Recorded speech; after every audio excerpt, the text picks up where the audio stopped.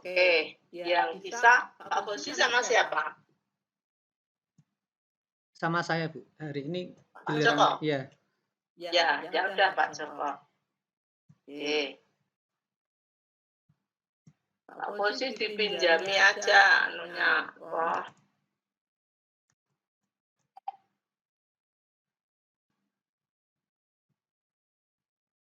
Pak Joko Rianto. Oke.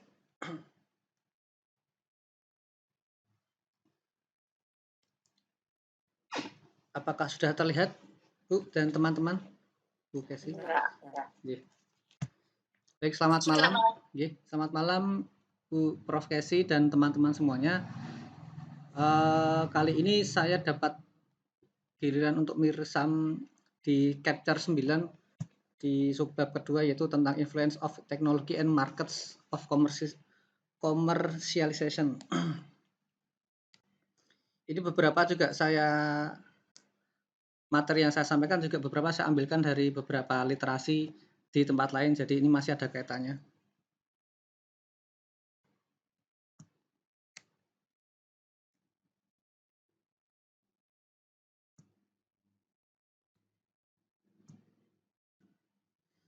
Baik, yang pertama, kita sudah tahu perkembangan teknologi sekarang ini memang tidak bisa terlepas dari apa yang kita hadapi. Jadi memang baik dari aktivitas industri atau usaha dari hulu ke hilir itu pun juga tidak jauh-jauh dari terjemahnya yang namanya teknologi. Dalam hal menumbuhkan kebutuhan dan keinginan manusia secara modern. Jadi pada saat ini memang kita kalau mau menginginkan atau mau mendapatkan sesuatu, kita tidak akan terlepas dari yang namanya teknologi. Kemudian dalam hal mengatur seluruh aspek merencanakan usaha, menentukan harga, mempromosikan dan mendistribusikan barang dan jasa, itu pun juga kita tidak akan terlepas dari yang namanya teknologi. Teknologi yang terkoneksi secara jaringan internet secara global memberikan kemudahan dalam hal pemasaran produk dan jasa. Dengan jaringan internet dan kualitas website yang menarik dan mudah diakses, itu merupakan salah satu alat promosi yang baik dan lebih murah ternyata dalam bisnis jasa. Pengaruh teknologi dalam e-commerce membuat penyampaian informasi secara tepat. Jika zaman dulu, dalam memasarkan produk harus menunggu beberapa minggu baru tersampaikan. Nah, saat ini kalau kita sudah punya teknologi, kalau produk kita sudah siap, kita tinggal bisa foto, kemudian kita posting di sosial media, atau kita bisa memanfaatkan platform e-commerce seperti Shopee, Tokopedia, dan sebagainya.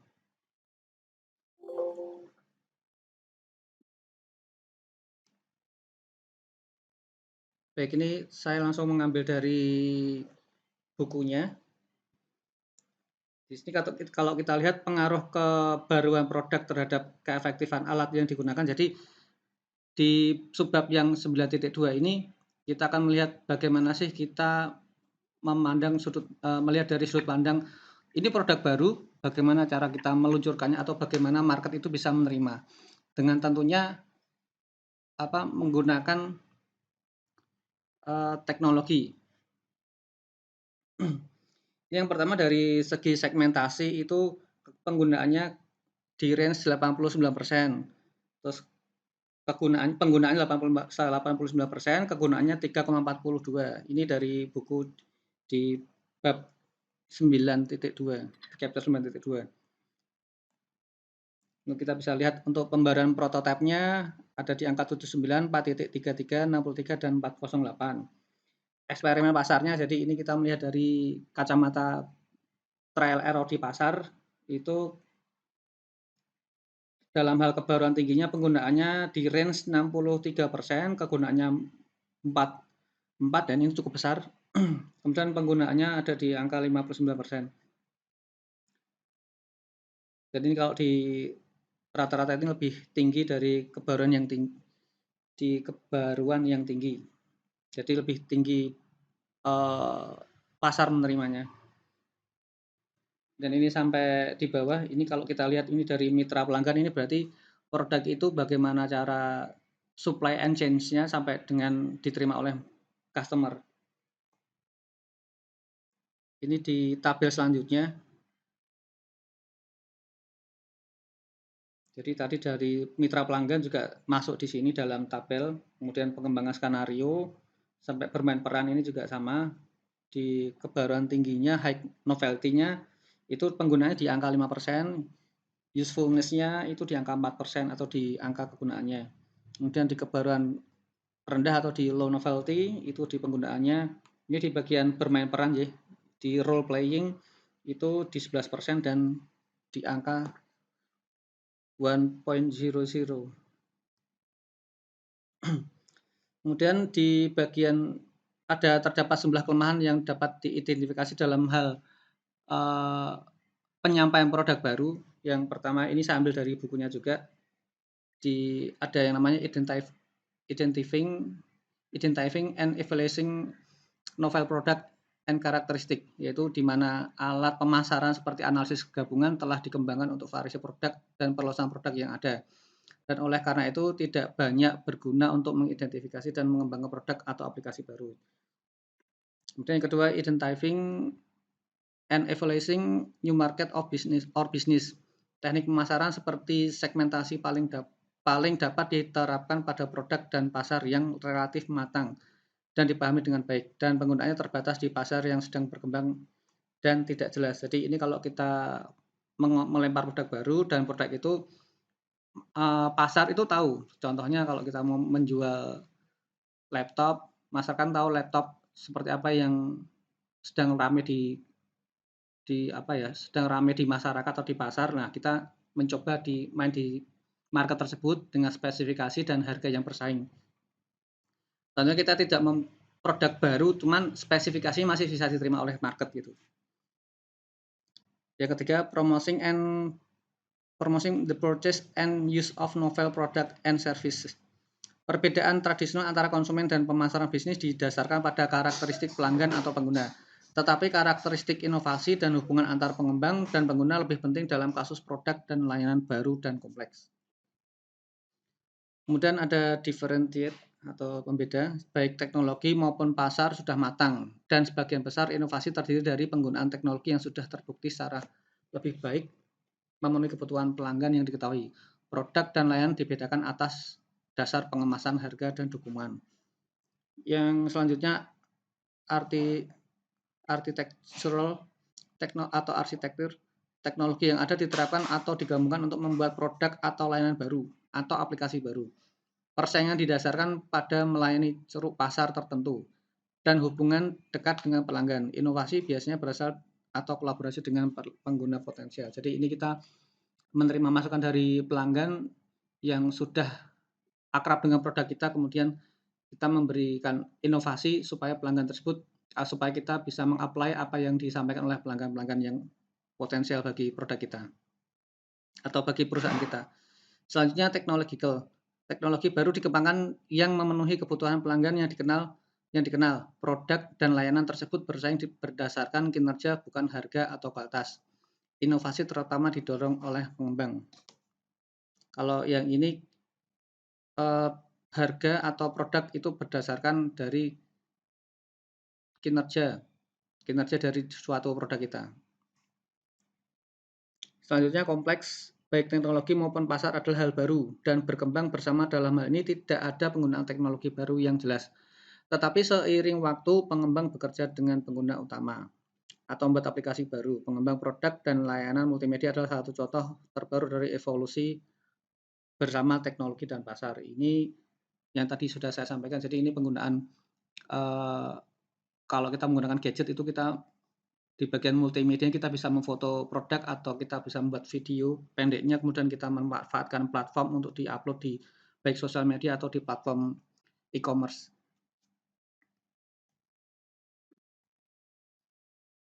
Selanjutnya kita masuk di kebauruan pasar, di mana teknologi di bagian teknologi digital itu ada new solution to existing problem, atau di mana solusi baru untuk memecahkan atau mengatasi masalah yang ada. Kemudian selanjutnya ada kompleks, itu di mana teknologi dan market berkembang bersama. Jadi kalau sekarang kita lihat ini kan produk yang ada terafiliasi oleh teknologi yang sedang berkembang. Jadi saling berkesinambungan atau bisa bekerja sama. Selanjutnya ada diferensiasi, ini bersaing dalam kualitas dan fitur. Ini adalah seperti kuadran ya kalau nggak salah. Selanjutnya arsitektural ini kombinasi baru dari teknologi yang ada. Ini gambar ini menjelaskan bagaimana kematangan teknologi dan pasar mempengaruhi proses komersialisasi. Oh, sudah selesai, Bu. Ya. Mana teman-teman, apakah bisa ditangkap?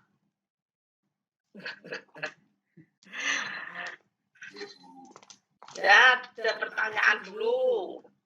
Silakan yang nanya, berarti yang nanya kelompok 24. Ya. Silakan nanya Pak Joko. Ini individu atau kelompok ini, Bu? Ini semua individu ya. Individu ya. Berarti Kelompok tuh nggak ada, berarti ini ada kelompoknya. Terima kasih, Bu. Jadi tapi kelompoknya kan yang kelompok 2 toh. Berarti yang utama penanggapnya itu pertama kelompok 2 siapa? Kelompok pertama saya dan Mas Fauzi. Kelompok 2-nya? Saya dan Mbak Hesti, Bu Nurjana. Ya, itu yang membahas. Siapa Mbak Nurjana? Bu, izin tanya, ini mungkin berkaitan, tapi misalnya untuk usaha atau bisnis yang sebelumnya konvensional di bidang misalnya retail gitu, sudah menerapkan 4P, produk, harga, tempat, dan promosinya sudah baik, tapi dengan seiring perkembangan di era digitalisasi sekarang, banyak platform e-commerce dan lain-lain, TikTok, IG itu kita harus mengikuti, harus pengembangan pemasarannya ke arah digital juga, atau kita bisa tetap mempertahankan cara konvensional asalkan 4P-nya itu kita jalankan dengan baik gitu. Itu Mas Joko. Atau kita tetap harus ngikuti, mau tidak mau harus ngikuti perkembangan digital tersebut untuk bisa tetap survive gitu, Bu. Dan Mas Joko. Terima kasih. Ya, terima kasih Mbak Nurjana. Ini langsung saya tanggapi nggih, Bu? Langsung jawab. Ya, kalau nanti saya takutnya lupa nanti. Ya. Baik Mbak Nurjana, terima kasih atas pertanyaannya. Jadi tadi 4P itu kemarin ada di bukunya Pak Kotler ya kalau nggak salah. Dan kemarin saya juga pernah ikut seminar tentang marketing waralaba gitu. Jadi kalau selama produk kita atau produk yang kita pasarkan itu 4P-nya sudah terpenuhi, monggo kalau itu mau dilanjutkan, dan kalau mau dikembangkan dengan menggunakan platform teknologi itu malah lebih baik. Jadi contohnya kalau misal saya punya usaha kuliner gitu, dan tempatnya dari 4P itu ada satu yang tidak masuk, yaitu place. Jadi saya punya usaha di dalam gang dan gang sempit. Kemudian saya menerapkan, di gang sempit itu ternyata ya alhamdulillah masih sangat ramai lah untuk omsetnya. Nah, kemudian saya ingin mengembangkan, jadi saya memanfaatkan platform digital, yaitu saya bisa memanfaatkan Shopee, kemudian GoFood dan lain sebagainya. Nah, itu Mbak Nurjana bisa memanfaatkan itu. Selama proses dalam hal supply and chain-nya, jadi dari produksi kemudian sampai pemasaran kok kita masih bisa menghandle, jadi nggak ada salahnya kalau kita mengembangkan di bidang atau di lini digitalisasi. Yang penting SDM kita bisa mengcover pelanggan gitu Mbak Nurjana. Jadi tapi kalau memang dari 4P itu kok tidak berpengaruh, lebih baik kita beralih ke digitalisasi, Mbak. Ya, baik. Terima kasih, Mas. Nah, satunya siapa? Mungkin Bu Hestita.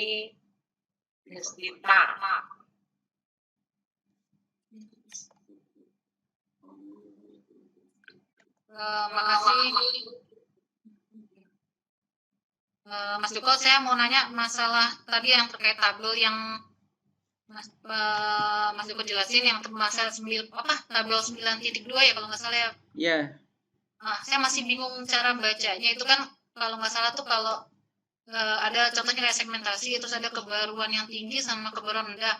Yeah. Kalau menurut saya kan misalnya kayak penggunaan sama kegunaan itu nilai 89, tapi kegunaan 3,42. Tapi dibilang rendah, penggunaannya 42, tapi kok kegunaannya malah lebih tinggi. itu satu. Terus kalau yang kedua dari menurut Mas Joko Yanto sendiri tentang pengaruh teknologi ini seberapa besar sih terhadap market pasar untuk proses komersialisasi sejauh ini yang kita lihat sekarang saat ini yang berkembang saat ini. Makasih Joko. Ya, baik Mbak Esti ya, Mbak Estita. Ini kemarin waktu saya membaca tabel ini saya juga awalnya masih bingung Mbak. Ini kok apa ya? Antara kebaruan yang tinggi dan kebaruan yang rendah itu ada ketimpangan. Jadi dikatakan tinggi tapi kok poinnya ada di bawahnya kebaruan rendah di bagian kegunaan. Kemudian ada yang linear lah atau ada yang relate. Jadi kalau memang tinggi ya angkanya di atasnya yang kebaruan rendah. Tapi ini saya juga nyari datanya ini tak cari di bab sebelumnya juga belum ketemu Mbak. Jadi kalau memang ini kan hasil penelitiannya di wmanaginginnovation.com. Jadi dari hasil penelitiannya dia memang di bagian segmentasi itu muncul 89%.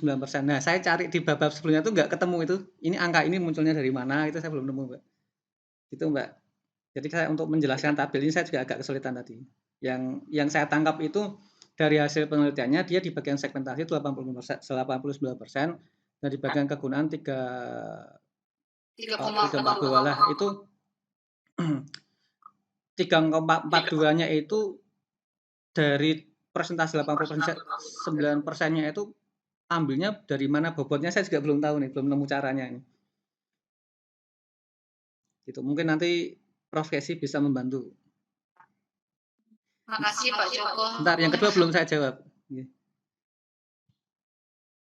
Jadi kalau pengaruh teknologi dalam hal pemasaran ya memang apa ya sudah sejak zaman penggunaan perangkat mobile device yang berbasis Android ini kita sudah masuk dulu waktu kita masih menggunakan Symbian atau Nokia itu kita belum mengenal yang namanya e-commerce. Memang sudah ada e-commerce tapi platformnya masih menggunakan website Mbak. Jadi dulu saya juga pernah mengembangkan sistem tersebut. Saya membuat website itu jual beli buku via online gitu. Cuman transaksinya waktu itu kita masih by transfer ATM nanti difotokan. Nah sekarang berkembangnya waktu sekarang ini kan ada platform untuk pendanaan, ada Dana, OVO dan sebagainya. Nah ternyata kita diberikan kemudahan-kemudahan dan hal itu yang kemarin juga sedang dikembangkan atau digalakan oleh pemerintah Kota Semarang. Jadi UMKM itu disupport oleh pemerintah untuk digitalisasi. Jadi produk-produk UMKM itu sedang dikembangkan untuk marketnya itu dimasukkan di dalam platform digital. Ini lagi disupport oleh pemerintah Kota Semarang. Kemarin Ibu Wali Kotanya juga ikut datang untuk mensupport hal ini. Jadi kalau pengaruhnya sangat besar sekali Mbak kalau memang kita bisa memasukkan di digital itu tentunya jangkauan kita jauh lebih besar bahkan bisa sampai di luar negeri atau mungkin kita bisa ekspor. Kalau kita masih menggunakan yang 4P tadi yang sampai ke Mbak Nurjana ya paling market kita ya situ-situ aja Mbak. Dan kita promosinya salah satunya menggunakan getok tular. Kalau kita menggunakan platform digital kan getok tularnya bisa jauh lebih besar. Jadi kita juga bisa memanfaatkan kayak selebgram atau yang biasa dipakai jadi kita bisa menggunakan orang yang followersnya banyak terus kita untuk datangkan ya selebgram seperti itu Mbak. Nah itu kan kita bisa minta bantuan afiliasi seperti itu Mbak. Itu kan masih kaitannya dalam hal teknologi atau range-nya teknologi begitu Mbak Estita. Baik, makasih Joko. Ya sama-sama Mbak. Ya, sebelum yang lainnya membahas kan Mbak Nurjana sama Mbak Esti. Nah sekarang silahkan yang lainnya. Izin Ya, Bu. siapa namanya? Saya Dimas Bu. Ya, sebutkan namanya ya, saya catat. Iya, saya ada dua pertanyaan nih terkait yang pertama yang pengembangan produk baru itu bahwa pengembangan produk baru itu kan bisa ditugaskan ke struktur fungsional, kemudian ada manajer tertentu, terus kemudian bisa tim tersendiri. Nah, untuk perusahaan-perusahaan yang kecil itu kan biasanya kalau perusahaan besar sudah pasti dia ada R&D-nya sendiri begitu. Nah, untuk perusahaan-perusahaan kecil ini untuk mengembangkan produk baru ini struktur yang dipakai kira-kira bagaimana dan keuntungan kelebihan kekurangannya dan bagaimana gitu. Terus yang kedua terkait dengan tadi kan disebutkan kalau kemajuan teknologi itu bisa untuk meningkatkan pemasaran tadi. Nah, ternyata juga bahwa media sosial dan lain sebagainya ini juga bisa menyerang nih negatif nih. Ternyata kalau misal ada 1 orang, 2 orang influencer kecewa dengan pelayanan atau dengan suatu produk, maka itu akan menjadi sebuah pengaruh negatif untuk yang lain. Itu aja yang saya ikuti punya kritikan begini gitu. Nah, kalau tadi kan disampaikan bisa positif nih, ternyata juga ada negatifnya. Nah, ini bagaimana nih Mas untuk hal yang seperti ini? Terima kasih Bu.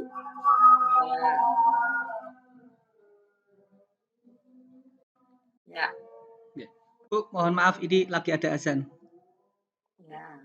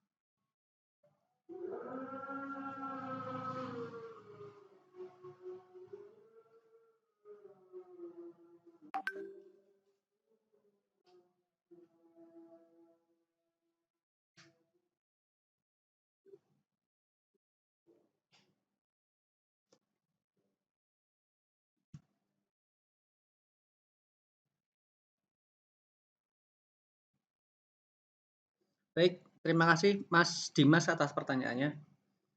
Jadi tadi yang pertama itu pengembangan tugas baru yang ditugaskan kalau ada usaha yang sudah cukup besar yang ada manajemennya atau R&D-nya itu kan tentunya mudah untuk memanfaatkan platform-platform digital. Nah, ini bagaimana kalau usaha kecil atau UMKM itu menggunakan platform digital atau teknologi dalam hal mengembangkan usaha. Kemudian bagaimana kekurangan dan kelebihannya. Jadi kalau kita berbicara usaha kecil atau UMKM itu, kalau kita memanfaatkan media sosial, paling tidak kita ada, karena usaha kecil kan tentunya juga SDM-nya juga tidak banyak. Nah, jadi lebih baik kita sebagai owner-nya itu kita yang mengembangkan di bidang sosial medianya, dan nanti yang bergerak untuk di lapangan itu kita bisa menggunakan karyawan atau orang yang kita percaya. Kemudian dalam menggunakan sosial media ini, yang pertama kita harus memahami strategi pemasaran di media sosial. Ini tentunya kita juga harus menyesuaikan dengan produk yang akan kita lempar ke pasar. Salah satu strategi yang paling dasar yaitu membangun kepercayaan audiens. Strategi ini dapat membantu Anda untuk melakukan pemasaran di media sosial. Nah, kita bisa memanfaatkan kalau di IG itu ada, kalau nggak salah itu seperti info kejadian Semarang dan sebagainya lah, kita bisa berpromosi di sana. Kalau yang tidak salah itu kemarin saya pernah tanya itu, kita bisa posting produk kita di sana itu kita membayar 500.000 itu kita bisa tayang selamanya, selama akun tersebut masih aktif. Ini yang kita juga bisa menggunakan IG berbayar dan sebagainya. Kemudian yang kedua, mencari audiens atau followers yang tertarget. Jadi kita kalau misal jualannya atau produk kita ini kita menyasar di pangsa pasar remaja, nah kita mencari influencer atau orang-orang atau akun media sosial yang followersnya banyak remajanya. Nah, kita bisa kerjasama dengan beliau kemudian untuk menjadi afiliasi dari produk kita atau menginfluence produk kita. Yang ketiga, menjalin kerjasama dengan influencer, ini yang tadi sudah saya sampaikan. Kemudian yang keempat, mengoptimalkan pembuatan konten. Nah, kalau kita menggunakan sosial media atau digital, kita harus aktif-aktif menggunakan yang namanya atau membuat sebuah konten. Kalau memang kita agak kesulitan membuat konten, sekarang banyak anak-anak muda atau bahkan murid saya juga dia membuat beberapa konten. Jadi dia kerjanya itu cuma ke kafe, kemudian memfoto ruangannya, minumannya, makanannya, kemudian dia jual di kafe tersebut dan kebetulan juga laku. Nah, kita juga bisa bekerja sama dengan orang-orang tersebut. Kemudian yang kelima, memanfaatkan fitur sosial media advertising. Nah, ini yang tadi saya sampaikan, IG berbayar atau Facebook berbayar ini juga sudah banyak. Jadi ini kalau yang sudah pernah saya lakukan, kalau misal saya itu lagi, ini HP kita itu sebenarnya ada AI-nya ya, ada artificial intelligence. Kalau kita mencari produk itu misalnya di platform Tokopedia atau Shopee atau Lazada, kita mencari, katakanlah saya lagi mencari baju atau jaket, nanti di sosial media kita akan muncul nih jaket-jaket atau gambar-gambar jaket yang sedang kita cari. Jadi sebenarnya antar aplikasi yang di HP kita itu saling terhubung. Jadi kalau kita lagi mencari produk atau kita lagi menginginkan sesuatu, itu nanti antara media sosial atau platform digital atau platform e-commerce itu akan saling seperti kayak mancing-mancing kita untuk segera mengeksekusi apa yang kita cari gitu. Jadi kita kayak seperti diminta untuk undang belanja Mas gitu. Ini loh ada promo, ada potongan harga. Nah, itu di IG berbayar nanti akan memancing kita, kalau misal kita jualan jaket di situ nanti produk kita akan terekspos di user HP yang lagi mencari jaket gitu, Mas. Kemudian yang keenam, rajin memberikan penawaran yang menarik, contohnya seperti promo atau ada buy one get one dan seterusnya. Kemudian untuk kelebihnya itu tadi, kelebihannya. Untuk kekurangannya ya kalau misal bagi pengguna awal kita memang agak kerepotan. Soalnya saya juga pernah mengalami, saya pernah menemukan alumni itu, yang alumni murid saya itu dia juga jualan produk, dia kesulitan menggunakan platform digital, kemudian saya carikan alumni yang lain yang sudah refer di situ, kemudian dia mendampingi lah itu, kemudian dia bisa menjual produknya. Jadi kalau dilihat dari kekurangannya, saya belum menemukan, Mas. Cuman yang terjadi itu bagi pengguna atau bagi seller yang dia mengalami kesulitan, dia nanti akan agak kesulitan di bagian mendisplay produknya. Jadi kan memang ada syarat-syaratnya, di produk harus berbackground putih dan sebagainya. Nah, itu mungkin kekurangan bagi seller-seller baru yang mau menggunakan platform digital. Tentunya kalau memang mau terjun di platform digital, seller harus belajar bagaimana dia merepack atau meng-packaging produknya semenarik mungkin biar customer atau calon pembeli itu tertarik untuk membeli produk.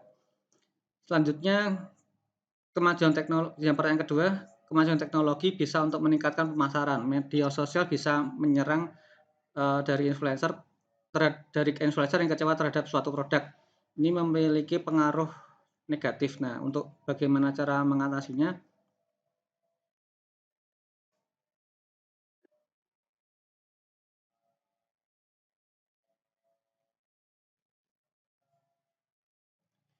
Tentunya kita harus punya yang namanya customer service atau apa ya? Ini bukan divisi, cuman ini bagaimana cara kita memberikan pelayanan yang baik kepada pelanggan. Ini untuk mengantisipasi yang tadi disampaikan ada influencer yang kecewa. Ini kan juga gawat juga nih kalau memang ada public figure yang kecewa dengan terhadap produk, dia langsung posting di statusnya heboh nih. Nah, kerugian yang pertama adalah dari penilaian kurang baik ini produk kita nanti ya bisa jadi akan cukup sepi. Kemudian citra bisnis kita juga nanti akan buruk. Kemudian respon konten pemasaran akan menurun, kualitas produk menjadi kurang berarti. Kemudian kepercayaan pelanggan semakin kecil, keuntungan bisnis jadi menurun. Nah, untuk mengatasinya kita bisa apa ya, yang sudah pernah saya lihat itu dari si sellernya atau usahanya itu dia menghubungi si influencer tersebut, kemudian dia seperti kayak apa ya, kayak mengklarifikasi, kemudian mencari di mana letak kekurangan atau di mana letak si seller itu yang membuat si influencer itu merasa tidak nyaman atau kurang berkenan dengan produknya. Kemudian dari situ dia menerima masukan tersebut, kemudian melakukan inovasi untuk produknya. Nah, kemudian dilempar lagi ke influencer tersebut. Kemungkinan saya kurang tahu ya, kemudian ada MOU di baliknya, kemudian si influencer itu menjadi jargonnya atau menjadi kayak apa ya? Ya, jadi dia jadi jargonnya atau jadi bintangnya dari produk itu. Jadi yang tadinya dia tidak nyaman atau kurang berkenan dengan produknya, sekarang dia jadi influencer dari produk tersebut. Untuk yang di balik layarnya saya kurang tahu, tapi yang saya pernah lihat seperti itu, Mas. Ya gitu, Mas Dimas. Ya. Terima kasih, Mas. Oke, sama-sama Mas Dimas. Ya, oke, kita beri tepuk tangan untuk Pak Joko ya, kelas-kelasnya. Terima kasih, Ya, Bu. bisa dapat ya bukunya ya. Oke, sekarang ganti Pak Is. Bisa Pak? Kalau, nah itu bisa Pak Usi. Tadi tujuannya masih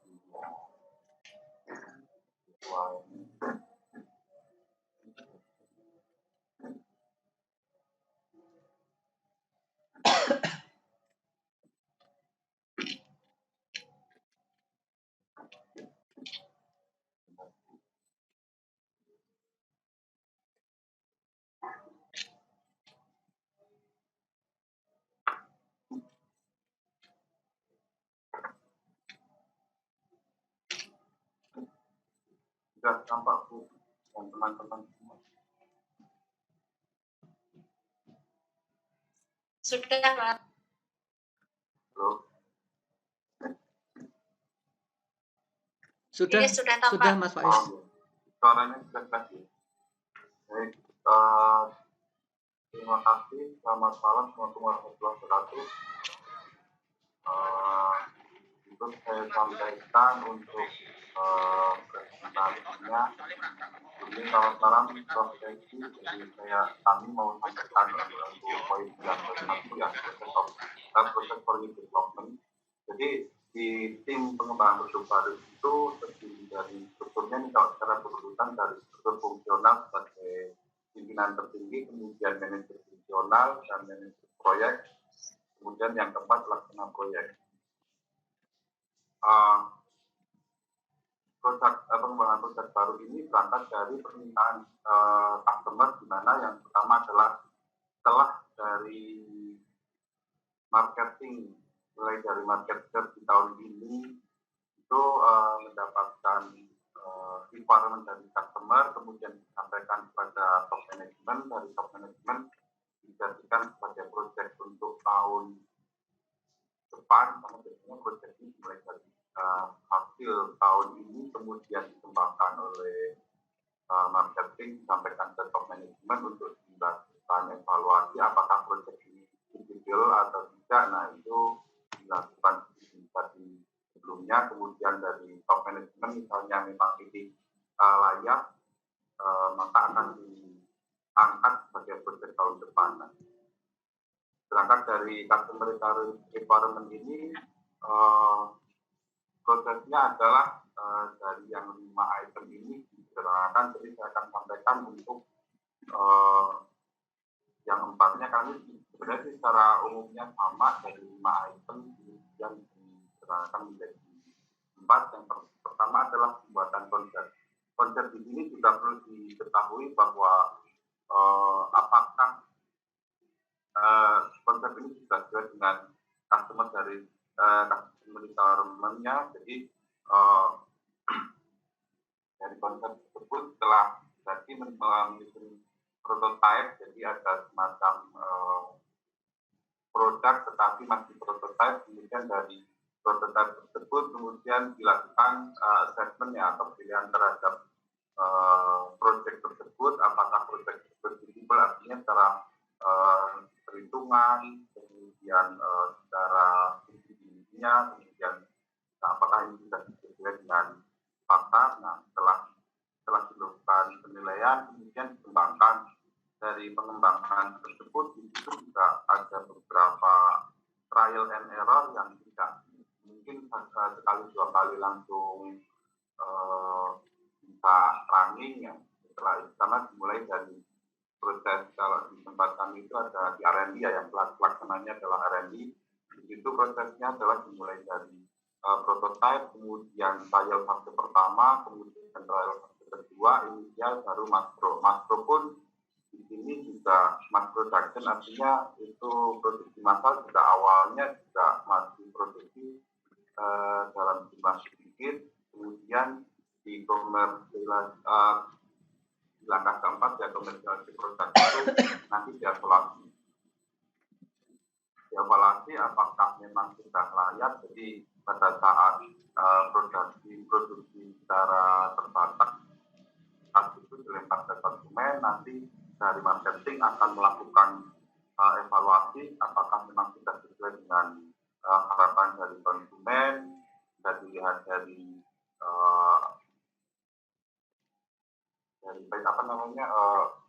informasi yang didapat dari konsumen. Setelah memang layak, kemudian harus dilakukan produksi skala massal besar-besaran. Nah, dari proses pengembangan produk baru tersebut, salah satu ada beberapa yang bisa dilakukan untuk menilai keberhasilannya. Yang pertama adalah keunggulan produk.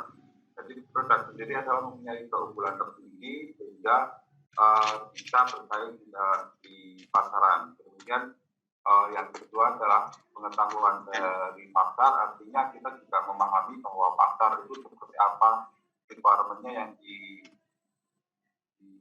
diinginkan itu seperti apa. Kemudian yang ketiga, definisi produk yang jelas, artinya apakah produk itu memang layak untuk diperjual, untuk diproduksi dan dikomersialisasikan.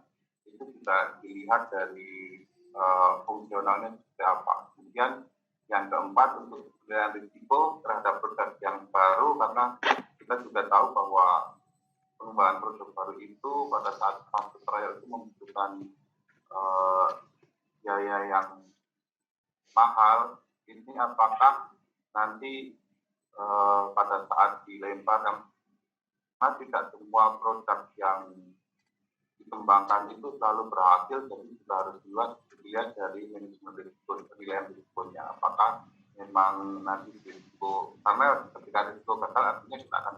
Kemudian yang kelima dari pengorganisasian proyek, artinya pada saat pelaksanaan proyek itu harus benar-benar disiplin secara mengorganisir semua staff-staffnya, harus bisa secara disiplin melakukan tugasnya, sehingga karena ini namanya proyek kan pasti ada beberapa departemen terkait, tidak hanya satu departemen. Nah, dan itu pengorganisasian juga sangat diperlukan di tercapainya proyek tersebut. Kemudian yang keenam, sumber daya dari proyek tersebut. Jadi kemahiran sumber daya proyek itu kan bisa dari finansialnya, kemudian dari manusianya juga kita bisa pertimbangkan itu untuk keberhasilannya. Dan yang ketujuh adalah kemahiran eksekusi. Jadi pada saat ada trouble, karena pada saat fase trial pengembangan proyek baru itu kan trial and error itu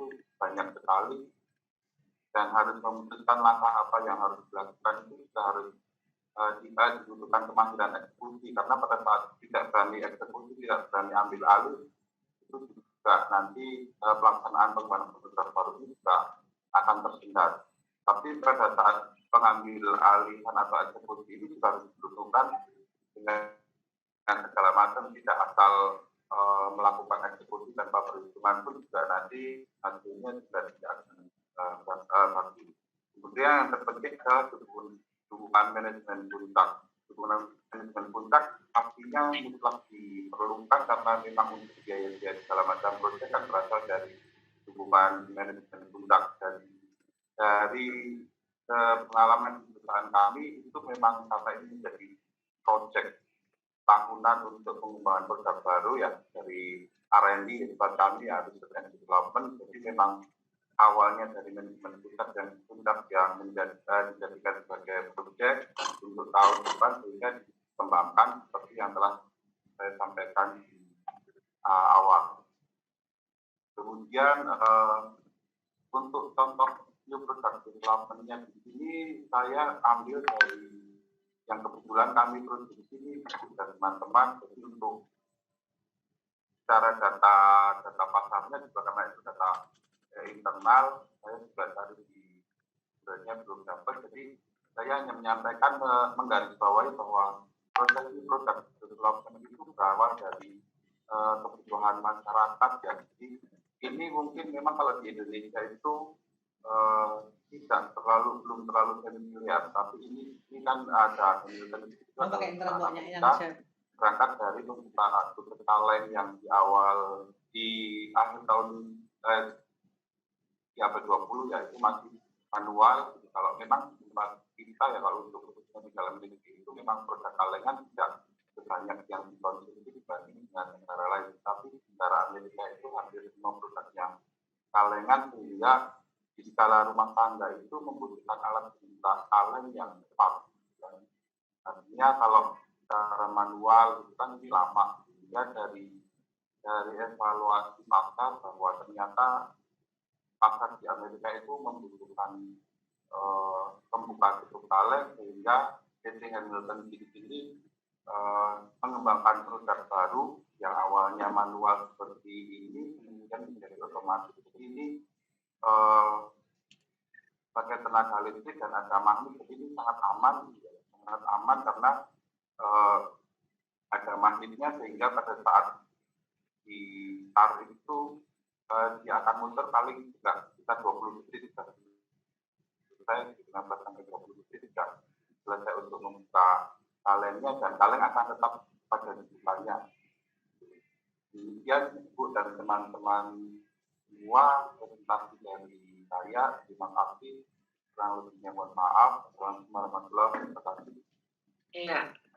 Oke, silakan Mbak Nurjanah dulu sama Mbak Estita ya. Baik, izin Bu, Pak Fauzi. Kalau ini bicara pengembangan produk baru, mulai dari konsep sampai ke peluncuran produk, itu apakah nanti juga dipersiapkan strategi untuk nanti setelah peluncuran kan pasti ada dari kompetitor itu produk-produk itu yang misalnya kita memproduksi apa, mereka juga dan itu laku atau berjalan baik, itu akan ada produk-produk itu yang meniru produk kita gitu. Apakah ada strategi, kira-kira strategi apa strateginya untuk menghadapi menghadapi produk itu tadi, produk yang sama dengan kita dan pangsa pasarnya juga sama misalnya.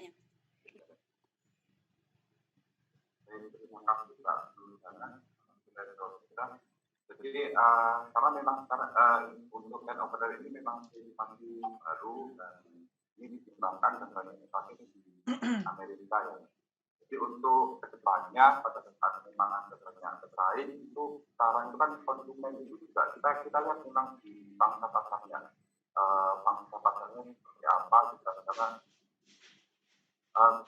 konsumen itu kalau sudah kongruen ya, artinya sudah suka dengan produk itu kan dia akan fanatik dengan produk itu. Nah itu strateginya kita memang pelayanan, pelayanannya kita yang akan tidak cuma mengandalkan kualitas produk juga, tapi juga dari cara pelayanan, kemudian after sales-nya juga, jadi pada saat ada komplain kita juga langsung handle. Itu kita yang kita lakukan untuk menjaga supaya konsumen itu tetap loyal.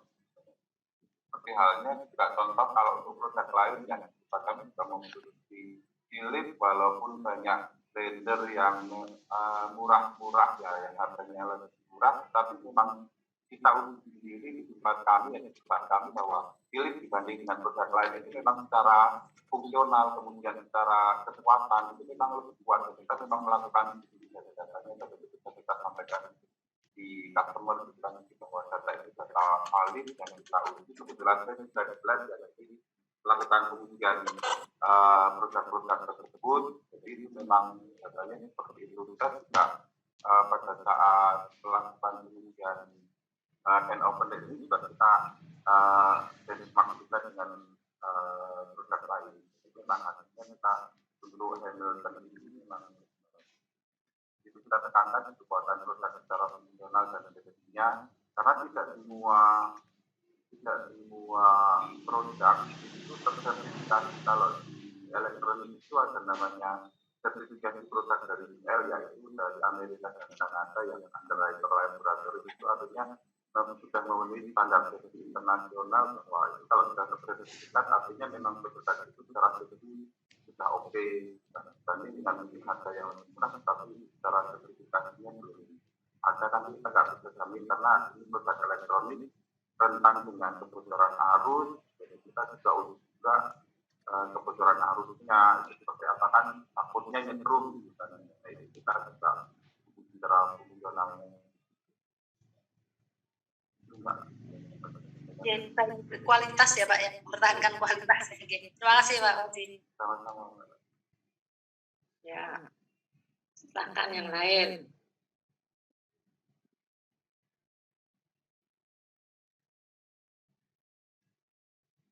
Izin bertanya Bu.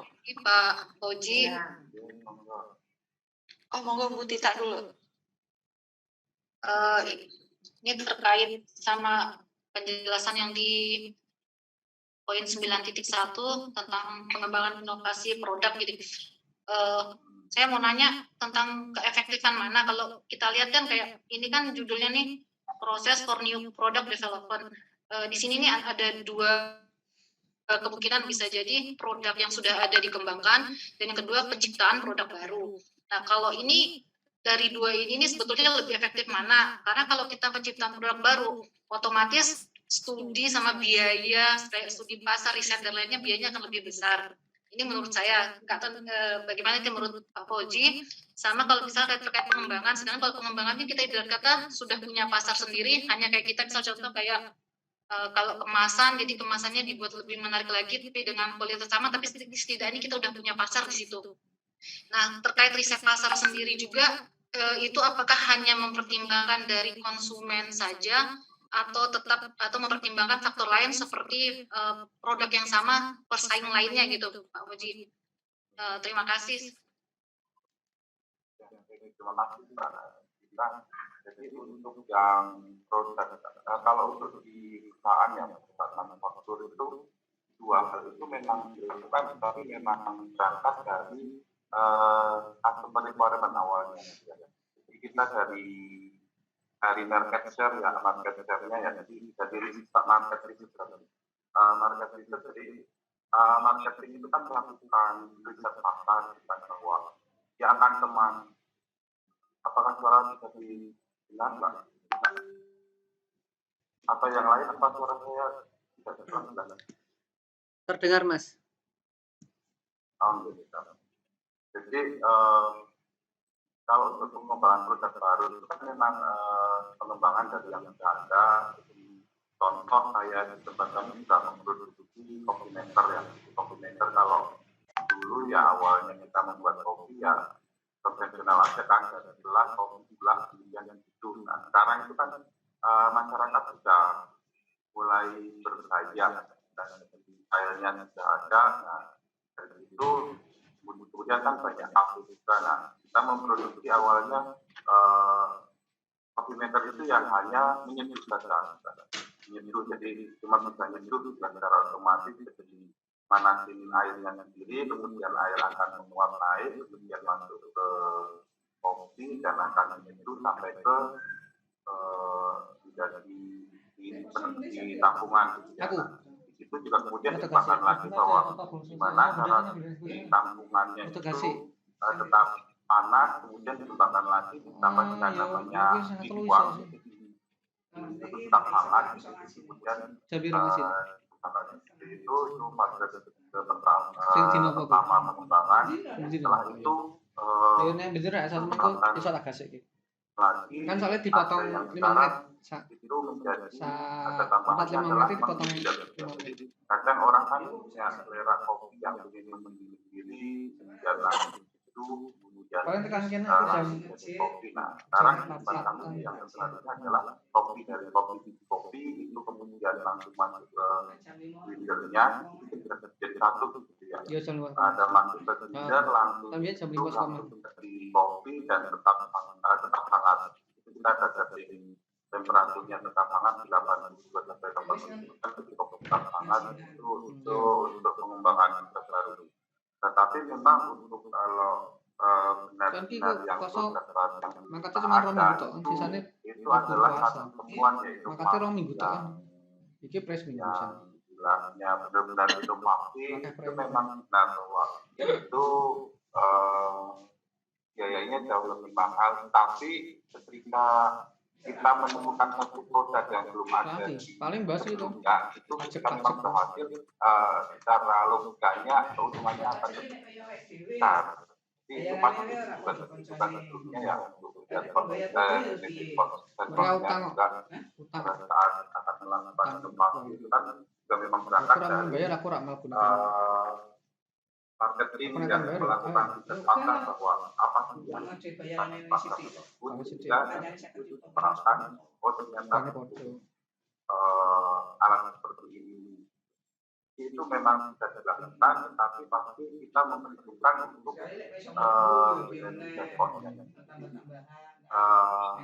biaya yang digunakan itu kita estimasikan apakah bisa menguntungkan atau tidak. Dan yang namanya bisnis pasti akan ada risiko ya, risiko gagal kita pasti baik itu program baru atau pengembangan yang baru. Jadi tidak memang manajemen risikonya yang kita bawa kita kuatkan kita. Oke Bu, ning kono kan tempat makan Ombo. Ya. Paling bayar kok rasanya. Sudah puas, Mbak. Nurjana sama Mbak Esti. So jelas dulu. Ya. Silakan yang lain. Bu, pertanyaan Bu. Ya. Nama. Saya Ika Khairul Islamiyah. Izin bertanya Pak Fauzi. Dalam menentukan itu produk baru itu, bagaimana strategi menentukan sektor komunitas unggulan yang berorientasi ekspor? Begitu. Terima kasih Pak. Kalau untuk produk unggulan, jadi kalau untuk produk unggulan kan pasti kita juga berangkat semuanya kan untuk berangkatnya dari riset pasar ya, dari riset pasar. Untuk kualitas ekspor tadi jadi pada saat kita melakukan riset melakukan riset dan pengembangan produk baru itu kita benchmark dengan produk-produk unggulan yang di pasaran. Kita juga yang namanya di dalam kita pasti akan membedah produk lain dan produk kita pun pasti akan dibedah oleh produk lain karena itu namanya kompetitor kan akan kembali berlibat itu tak saja karena kan pada kita beli blender merek A yang kita ambil kita bedah kita analisa motornya seperti apa bukan kita untuk plus minus atau apa tapi kita juga belajar dari situ dan kita mereka menggunakan motor yang A kenapa kita nggak pakai motor yang lagi untuk menyaingi produk kualitas ekspor yang kualitas ekspor itu kan kita juga memang untuk mengkaji jalan dan lebih ke seperti ini. Karena produk itu masing-masing punya keunggulan, kita juga harus berikan diferensiasinya kita. Kita akan ada yang tidak. Ketika kita ngomong giling, ketika kita bicara tentang merek giling, tadi habis maghrib. cara awetannya kan memang dia menang. Kita untuk sama-sama awet itu kan memang berat untuk kita bisa mengambil hal yang lain kita dengan harga yang atau dengan harga yang lebih murah tapi harganya memang jauh itu masih konsumen itu masih bisa terima kembali lagi bahwa riset pasar pangkat pasarnya mana yang akan kita beli itu yang akan menjadikan produk kita itu laku karena pada dasarnya laku atau tidak selalu oleh harga yang murah atau produk yang laku tapi banyak faktor yang tidak menentukan yang harga tapi juga pelayanan kita juga ada yang pertanyaan yang akan pelayanan kita dan kritiknya kita juga naikkan kemudian dari produknya juga kita kuatkan dan untuk harga kita juga klasifikasi jadi kalau di di elektronik itu kan untuk sertifikasi UL itu kan hanya beberapa part kita tidak tahu untuk yang part yang harus yang dipersyaratkan oleh tenaga teknik itu kita tetap harus penuhi tetapi untuk part yang lain biasanya kita akalin dengan bahan yang murah tetapi masih layak masih layak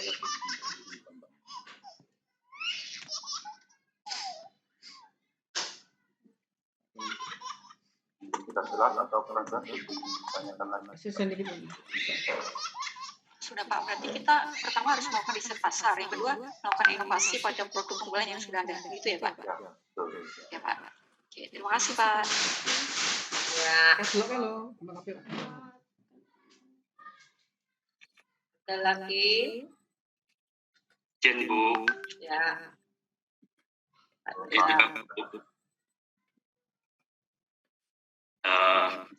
Pak Fauzi izin bertanya, menyambung dari beberapa pertanyaan teman-teman tadi Pak Fauzi, kan intinya bagaimana cara terbaik ya atau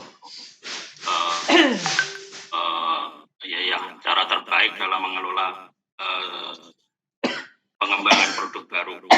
Tadi yang dalam slide-nya Pak Fauzi kan juga disampaikan ada beberapa tahapan yang salah satunya mengenai penyusunan ide, terus yang kedua adalah penelitian.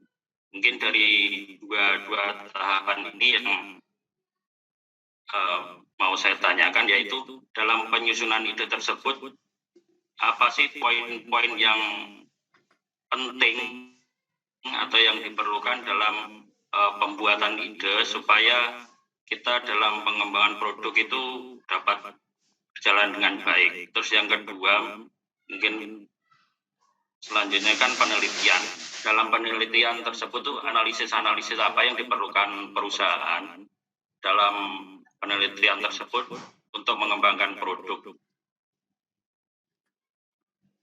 Itu aja Pak Fauzi yang Terima kasih Pak Indra. Jadi untuk yang pertama ya, rumusan ide itu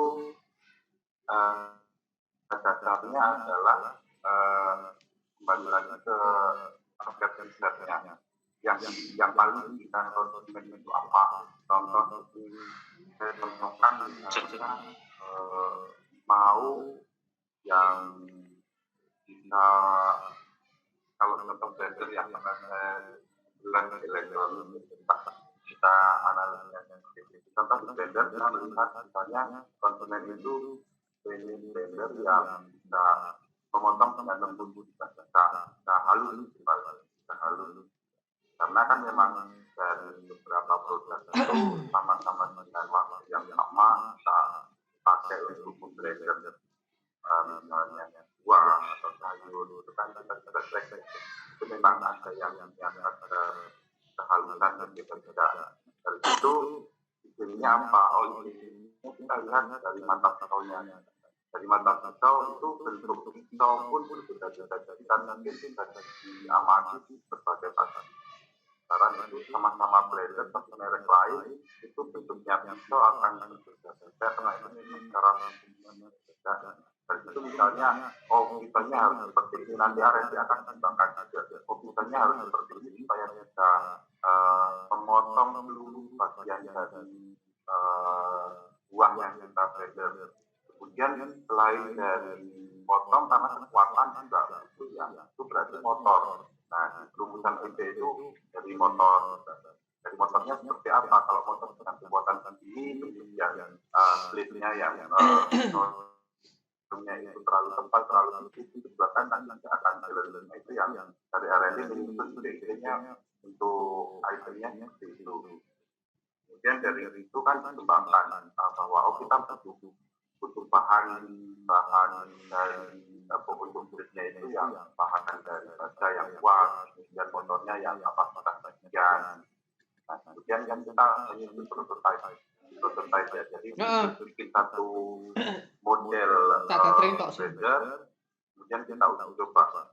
Ketika uji coba berhasil, kemudian lanjut ke rumusan tadi yang kedua apa? Rumusan konsep ya.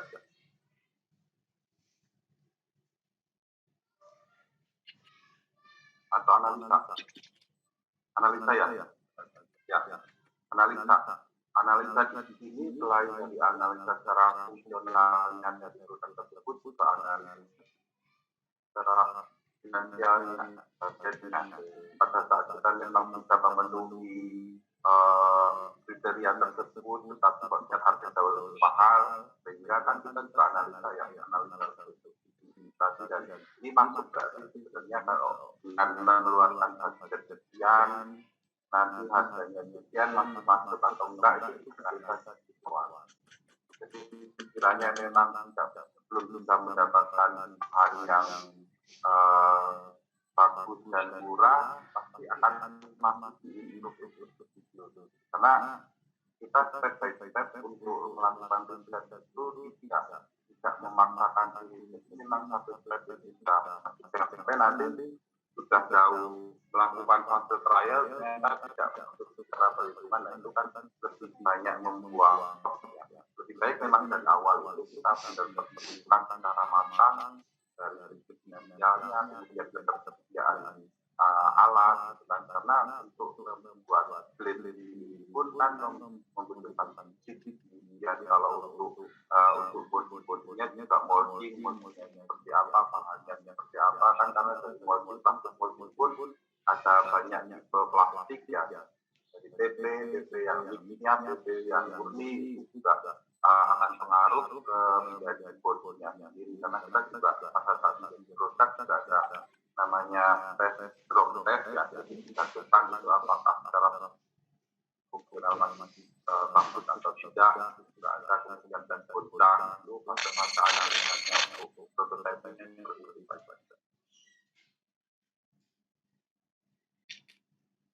Mungkin ada yang kurang jelas itu dijelaskan. Mungkin Pak Fauzi. Dari analisis tadi Pak Fauzi, mungkin kalau dari sisi kompetitor tuh kira-kira apa effort yang diperlukan ya? Soalnya budaya masyarakat Indonesia itu kan kecenderungannya konsumen suka membeli barang yang murah tapi dengan spek yang bagus, hampir sama dengan barang yang harganya mahal. Nah, mungkin bagaimana perusahaan tersebut mengantisipasi hal tersebut? Kebetulan kalau untuk proses saat ini memang belum lokal, baru produksi yang untuk lokal itu baru produksi. Memang masih ekspor, jadi ini berangkat dari surveinya yang ada di luar negeri. Ternyata memang kita kan aplikasi dan itu ada satu market Asia Tenggara yang melakukan survei di Asia Tenggara. Jadi itu memang kebutuhannya sesuai dengan requirement dari konsumen di luar negeri. Tapi kalau untuk yang lokal kita berangkat ke daya beli masyarakat. Memang untuk yang karena kita di kemarin kita melakukan benchmark untuk beberapa produk, ada produk yang pendekatan harga dan Eropa. Itu memang ada satu produk itu ada di Surabaya itu dia impor, memang impor dan itu jauh lebih murah, tapi memang secara fungsional dia tidak bagus. Itu memang pasarnya adalah untuk ibu-ibu di ibu arisan yang mohon maaf secara strata ekonominya, jadi memang kemampuan daya saing seperti itu. Jadi memang ibu-ibu itu mungkin karena memang bentuknya adalah macam-macam, karena jadi blender itu ya banyak fungsi ya. Ada banyak, ada 5 yang untuk memilih bumbu, memilih yang tempur, kemudian yang buah, tapi itu satu traffic kan ya. Itu memang kalau kita gali kemarin dari marketnya yang Surabaya itu memang pangsa pasarnya adalah buatan. Memang kembali lagi ke pangsa pasar dan contoh kayak Philips yang memang sudah punya brand yang sudah kuat, walaupun mahal orang tetap beli karena apa? Jauh lebih ekonomis karena pada saat beli Philips itu umumnya awet mengeluarkan biaya yang besar untuk di awal, tapi secara awet mereka juga akan ambil. Jadi memang kembali lagi ke pangsa pasar.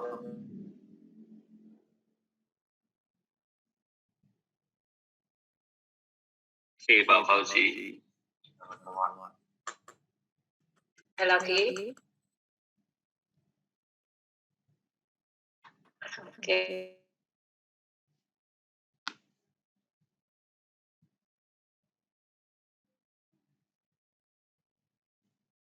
Recording in progress.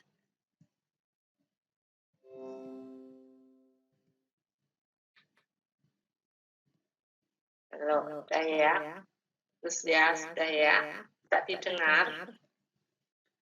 Bisa, Bu. Nah, tadi Mbak Ika, terus Pak Indra ya. Ini semuanya sudah ya, yang belum mengumpulkan siapa? Sudah semua ya. Jadi ada 2 folder ya Pak Omti ya. Ini yang judulnya Pak Fauzi itu Influence of Technology and Market on Commercialization. Itu dapat dari mana bukunya? Kenapa buku yang kedua? Yang kedua, yang dapat dari buku manajemen inovasi. Ya. Yang punyanya. Yang gambar. Oke. Yang terus ya, yang halaman berapa, Pak? Awalnya kan itu 91, kemudian tahun 92.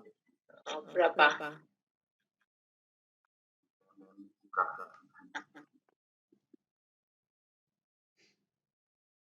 Kemarin kan memang kita download ya, bisa. Ya, kita semua bisa download. Oke. Mari kita share.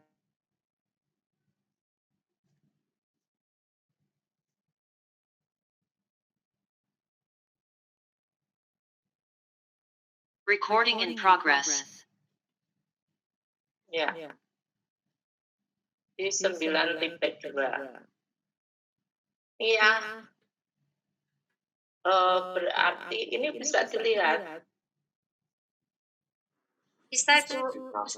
Berarti ini ya, managing the internal process. Benar? Bukan. Bukan yang mana? Kalau yang saya kan bilang versi mana? Saudara versi mana makanya? Yang 4th edition, Bu. Oh, 4th edition. Ini berapa ini? Ini berapa edition ya? 4th ya.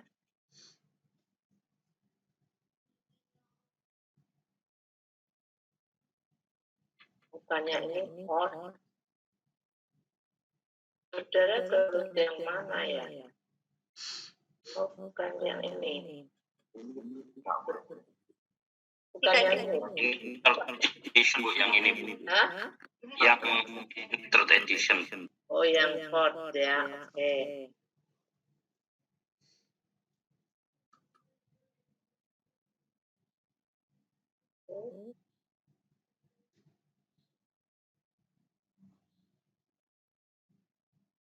Ya, ini ya.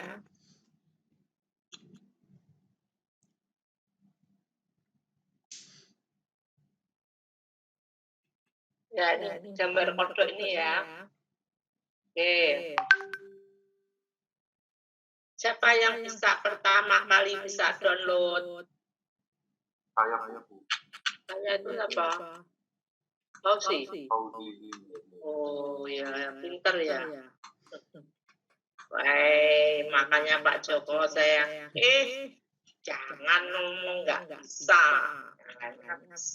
ya. Jangan ketua kelasnya. Nah, caranya gimana Pak Fauzi? Ya, ada beberapa memang yang bayar, dan saya dari lain yang Oke. Nah ini ya, betul ini ya. Creating new product and service. Ya, yang pertama adalah proses new product development, yang kedua adalah influence teknologi and market and commercialization. Kita lihat 387 dan 400. Oke. 387.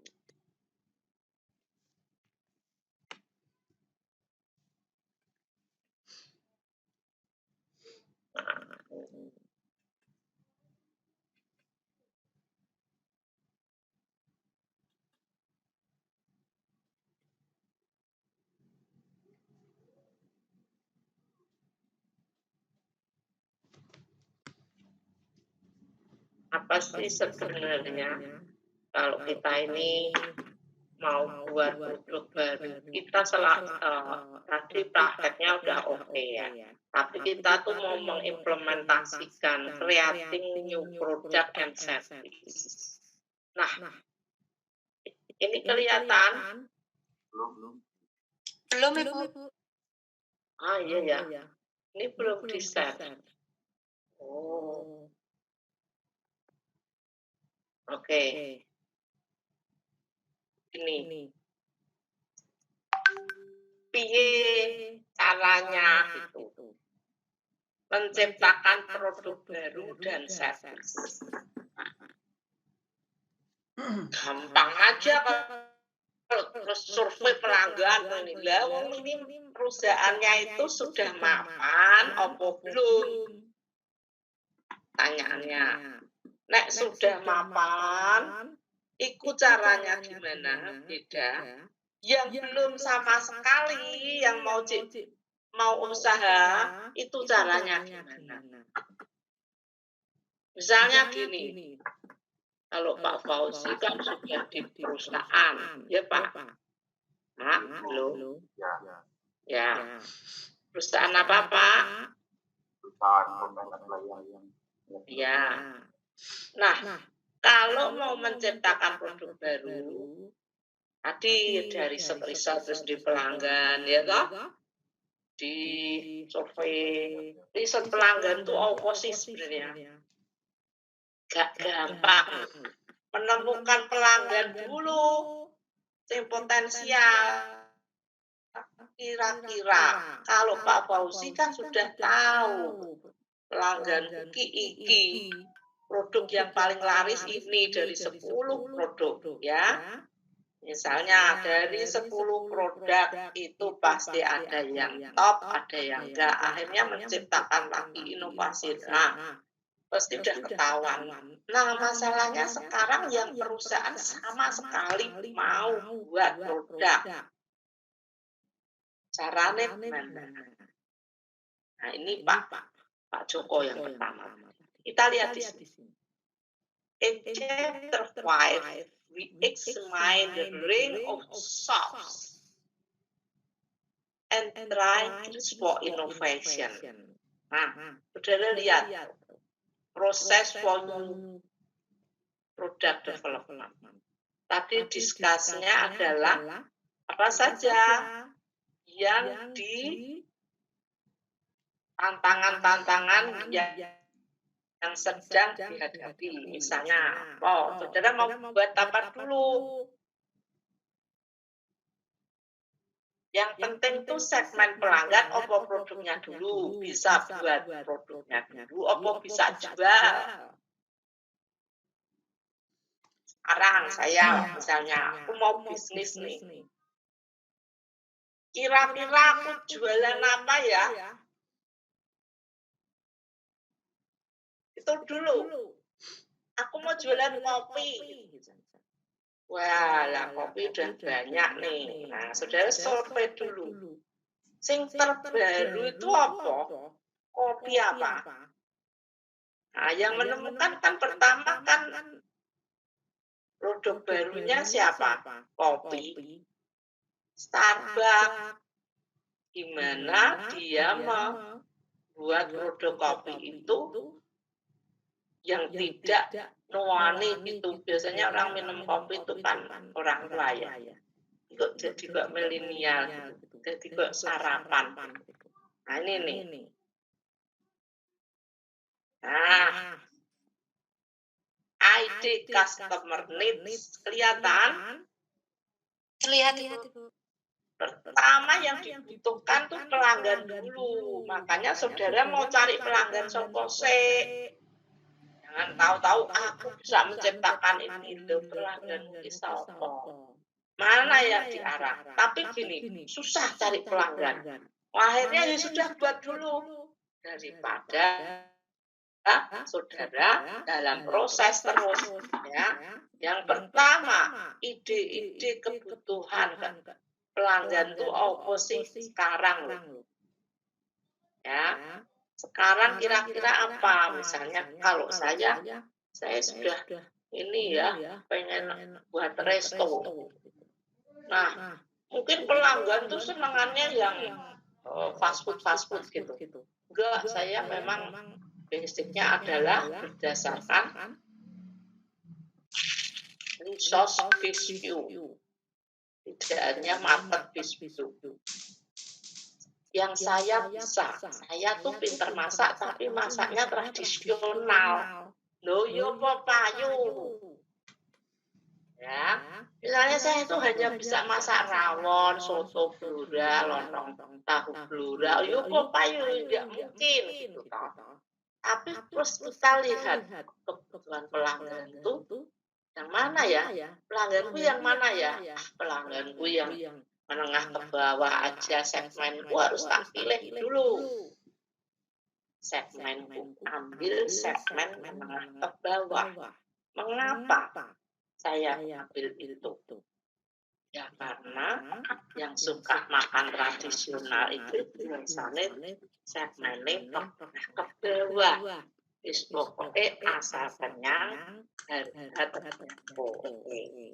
Tapi sekarang kita harus punya produk baru, nggak cuma rawon toh. Maka idenya apa? Anak milenial tuh sekarang bagiannya Korea-Koreaan, makanya sudah lihat tuh makanan di mana itu Alfamart itu ada makanan Korea, yaitu sebenarnya laris bukan karena retailnya saja, tapi karena ada makanan. Nah, mulai nih customer need sekarang itu ke arah yang Korea-Koreanan. Maka saudara lihat ide konsep formulasinya ini tadi ya. Apa itu tadi kan langsung ada prototipe gitu ya. Itu memang sudah Pak Fauzi sudah tingkat tinggi. Prototipe itu apa? Sebelum buat prototipe pasti ada namanya studi kelayakan bisnis. Ya. Itu dibutuhkan enggak? Yang kedua, analisis pasarnya gimana, keuangannya gimana, piye, bahan bakunya usaha pandak dan baru berprototipe. Tapi konsepnya di sini. Ada tes macam-macam ini. Wah, ini kalau saya ini malah ini susah.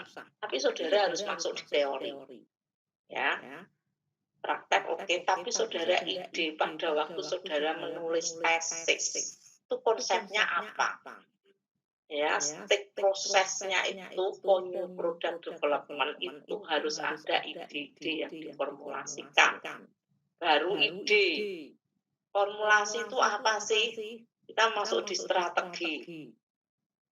Baru masuk konsep. Konsep itu apa? Konsep adalah ilmu, bukan. Nah, saudara baru ini konsep. Setelah itu baru produk.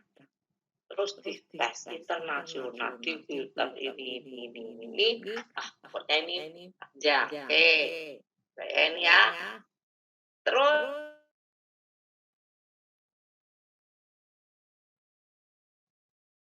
Recording in progress. Mana yang paling dominan? Kalau suatu perusahaan tidak punya pengetahuan market, misalnya UMKM, ya kalahlah, apalagi pengetahuan teknologi. Ya, maka ini diintegrasikan. Kalau ada perusahaan yang punya daya saing, pasti dia punya market knowledge dan teknologi knowledge. Nah, ini biasanya yang punya knowledge ini adalah yang anak-anak startup ya, muda. Biasanya kalau yang pemiliknya itu sudah masuk di kategori keturunannya anaknya, ya, itu biasanya dia masuk di sini. Ya, dia akan mengembangkan produk baru. Tetapi biasanya kalau pemilik utama itu tidak mau mengembangkan produk baru, tetapi dia memperluas ya produk yang sudah mapan. Jadi hati-hati. Misalnya saya punya produk kopi, udah mapan, semua itu pakai kopi saya, grill saya, ya semua yang ada di sini. Nah, tapi saya juga mau menciptakan nih kopi mocha. Kalau misalnya yang generasi penerus, oke. Tapi generasi pertama biasanya enggak. Saya lebih baik mengembangkan pasar daripada mengembangkan produk bodoh. Karena apa? Inovasi di teknologi ini bagi kaum milenial itu cepat. Tapi kalau yang polusi itu tar dulu. Ini contoh.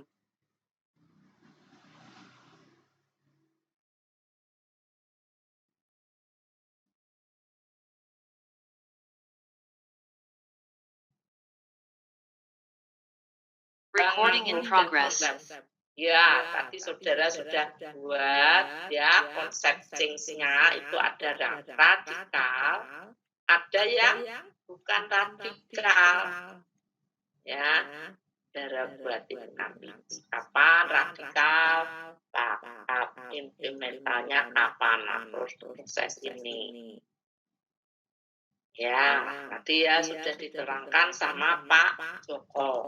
Ya, mudah-mudahan semuanya juga sudah mengerjakan ini. Ya, kenapa sebenarnya produk development itu adalah dia pengembangannya pasti hubungannya terkaitnya dengan inovasi. Ya, oke, ini fokusnya di sini. Nah, ini radical innovation itu sebenarnya apa sih? Radikal itu apa? Apa radical innovation itu apa? Siapa yang tahu? Inovasi yang mana? Yang radikal atau incremental? Yang dipilih di mana? Baiknya. Apa yang coba Pak Joko? Apa itu radical innovation? Ya. Kalau saya lebih condongnya ke yang radikal Bu, yang anti mainstream Bu.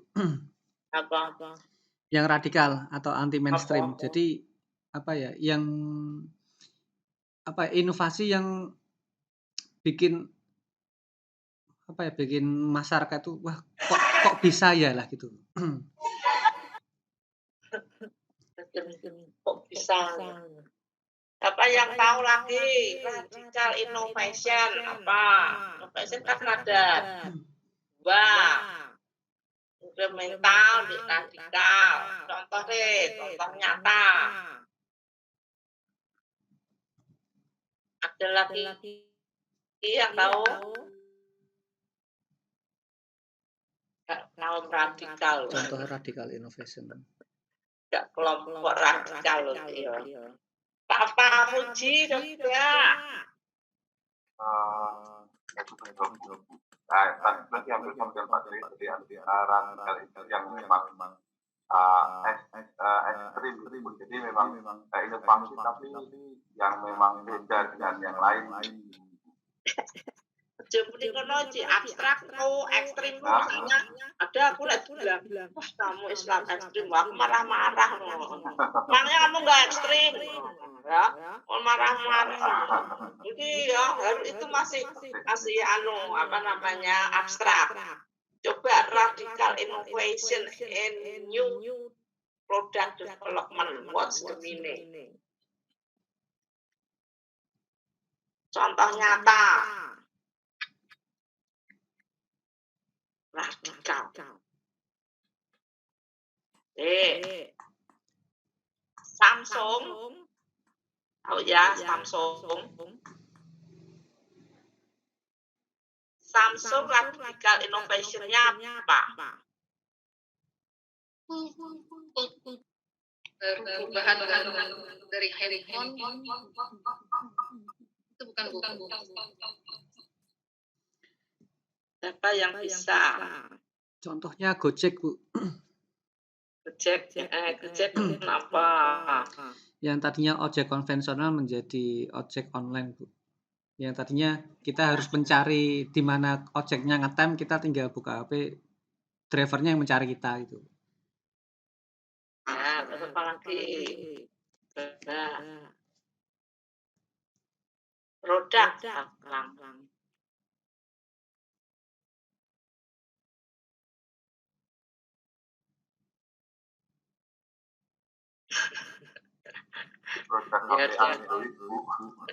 Apa? Ya, HP, produk HP itu kan yang dari awalnya telepon dan SMS aja kan sekarang yang produk Android kan semua besar misalnya. dengan konten teknologi. Boleh. Ya, boleh. Apalagi? WhatsApp, Bu. Ya, WhatsApp itu ya. Dulu kalau berkomunikasi dengan orang satu dengan yang lainnya menggunakan surat, Bu. Sekarang tinggal pencet saja dengan koneksi internet, sudah bisa berkomunikasi dengan orang yang jaraknya bahkan sampai ribuan kilometer. Terus juga bisa untuk video call juga, Bu. Oh ya. Bisa face to face, Bu. Definisi di sini. Ini kok kenapa nih? Belum ya. Oh ini nanti dilihat definisi radikal. Ya, radical innovation itu adalah itu sudah merubah semua prosesnya. Jadi begini, misalnya ya, yang sudah tidak bisa memakai mesin itu, misalnya saya buat Indomie ya, pakai proses mesin A, mulai dari pengepakan, penggilingan. Setelah itu saya mau inovasi tapi nggak bisa pakai mesin itu, sudah itu namanya radikal. Ya, berarti benar-benar baru. Tuh. Ya, tapi kalau incremental itu cuma nambah-nambahi tetapi masih pakai proses produksinya itu masih bisa dipakai. Nah, misalnya saya itu bikin donat gitu ya. Itu nanti mesinnya tak tambahi besar kok penggilingannya, itu berarti inovasi incremental. Itu tidak begitu berisiko, tetapi begitu radikal. Itu betul. Ya. Nah itu jadi dari proses produksinya atau proses pelayanannya yang berubah, yang tidak bisa memakai lagi dengan produk-produk yang sudah mapan, yang sudah kita cetak. Apakah bisa didengar? Putus-putus ya? Lancar, Bu. Jelas. Ya. Nah, itu ya. Jadi nanti saudara perhatikan, saya mau buat yang radikal apa incremental. Radikal ya berisiko, duitnya harus banyak. Gagal ya gagal, tidak bisa. Tapi kalau incremental tuh nambahin dikit-dikit gitu. Ya. Tuh. Jadi misalnya apa? Bikin tahu. Produk yang radikal tahunnya udah tidak bisa pakai mesin itu. Mesinnya harus ganti semua. Tahunnya nggak kotak. Tahunnya sudah nggak kotak lagi. Tahunya apa? Nggak bulat lagi. Tahu bulat sotong. Ya, tahu bulat sotong. Itu kan produk baru, hebat ya. Udah sekarang nggak pakai itu lagi gitu loh. Apa? Saudara bisa cetakan tuh. Nah sekarang ini masuk di Pak Fauzi teknologi ya. Teknologi, influence of technology and market ya. Nah, dua nih. Mohon maaf, Bu. Yang ini Pak Joko tadi yang 91 saya Pak Joko 91. Saya 92, Bu. Oh iya, Pak Joko yang 92. Iya, tadi kan tukeran. Oh iya, oke. Tadi ada trouble. Teknologi market komersialisasi ini Pak Joko ya. Ya, ini Pak Fauzi ini teknologi and market of coffee maker ya Pak ya. Implementasinya ya Pak ya. Bagus ini. Yang pertama.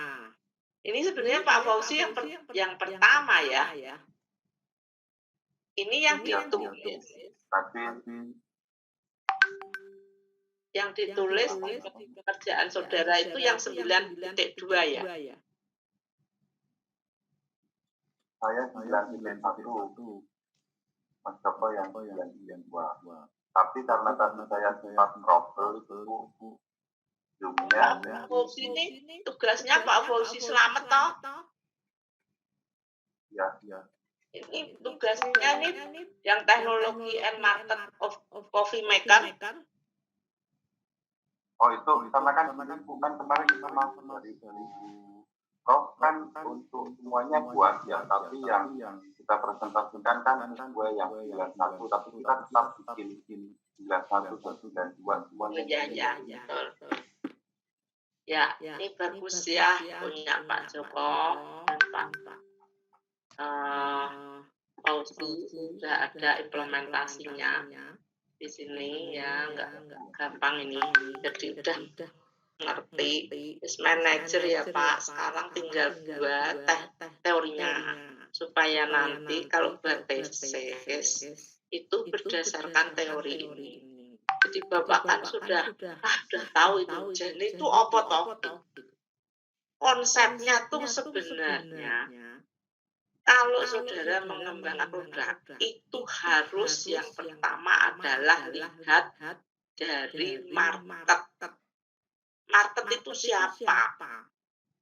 Yang pertama ya customer need tadi. Nah, customer-nya kan banyak. Nah, saudara mau ambil mana? Segmennya beragam apa segmen tertentu aja? Lah, itu pelajaran juga gampang. Ya. Akhirnya nanti saudara akan menemukan kalau segmennya pasarnya tertentu, misalnya menengah ke bawah, Semarang gimana? Mau jualan bakso, berarti saya harus gimana? Belum tentu loh, produk baru ini ya juga bisa berhasil kalau kita tidak bisa menentukan segmen pasar. Nah, segmen pelanggan yang mana yang potensi menggunakan ini, maka jalannya, caranya adalah dengan bekerja sama. Lain belum punya. Ini ya kita sudah tahu yang penting bahwa teknologi dan pasar ini membuat ya novelty. Jadi tadi apa sih 93 belum ya? 93 minggu depan. Belum. Ya. Nanti diferensiasi ya. Nah ini tadi Pak Joko dan Pak. Ini kan ada novel teknologi ini ada 4. High dan di sini low ya, di sini novel market bisa dilihat 4 ini. Nah, ini saudara perhatikan. Kalau di sini itu berarti yang novelty-nya sedang-sedang saja dan teknologinya sedang-sedang saja. Saudara bila diferensiasi misalnya gini, saya mau buat baju batik. Wah, batik itu sekarang itu marketnya itu mintanya yang kontemporer, mau yang kalem-kalem. Ya, teknologinya susah lah, pokoknya singlo aja biasa-biasa. Nah, berarti saya banyak batik ini. Ya, kualitasnya biasa ya pokoknya itu aja ya, handmade itu aja. Tapi kualitasnya oke ya, terus marketnya biasa. Tapi aku mau yang marketing sini ya, mau buat yang spektakuler. Nah, di sini ini tapi masih teknologinya nggak pakai macam-macam ya. Kalau di sini, misalnya komplek teknologi itu misalnya gini, kita pakai batik pewarnanya alami tapi ngejreng. Biasanya pewarna alami itu kan agak kusem ya, rupanya semah ya, kurang ngejreng gitu ya, kurang cetar. Nah, di sini nih berarti gimana? Tapi kalau cetak biasa yang pakai kimia itu udah nggak laku. Nah, sekarang market itu maunya yang ramah lingkungan. Sini nih kelasnya. Wah, caranya piwala ini teknologi ini kompleks. Saudara harus menguji warna misalnya dari kunyit, spektrum warnanya kuninnya kayak apa dan sebagainya. Ya, di sini. Jadi nanti diferensiasi di sini. Oke. Paling tidak sudah punya buku ini, saya sudah senang ya, saudara bisa download ya. Terima kasih Pak Fauzi ya. Nanti di laminating ya. Kita beri aplaus untuk semuanya. Minggu depan kita sama-sama mendengarkan. Dan tugas-tugasnya semuanya ini sudah saya baca. Saya kumpulkan. Lucu ada yang ngerjakan. Aku bingung. Itu piye apa gitu terus. Tapi ya tidak apa-apa, wis pokoknya ngerjakan tugas gitu. Apa sok iring dengan walaupun meneh. Teknologi tahu begitu. Waduh. Mumet saya bacanya ini. Untuk menganut produk baru itu dapat dari mana? Mau ini enggak ada gitu ya. Jangan-jangan tuh buku yang lainnya. Jadi kalau bisa saudara nggak usah. Kalau sudah punya download ini nggak usah buku-buku yang lainnya ya. Cuma ngarang-ngarang. Jadi sudah di sini banyak. Kalau saudara nggak bisa ngartikan ini aja lah. Diferensiasi ini apa aja udah saudara ulang-alik kira-kira apa ya itu sudah satu lembar surah usah ya. Baik teman-teman, selamat menunaikan ibadah puasa bagi yang akan menunaikan ya. Dan kita nanti berarti pelajarannya habis tarawih ya. Halo, gimana? Masih sama saja tidak Bapak Bu? Belum ada pemberitahuan. Gitu ya, sama. Kalau habis tarawih nanti kemalaman.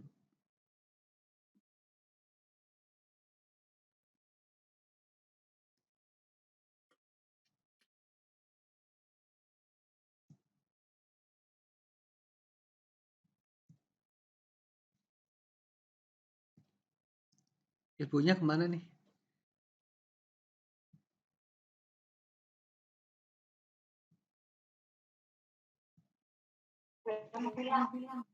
Lift kayaknya ya. Ibunya ke lift ya.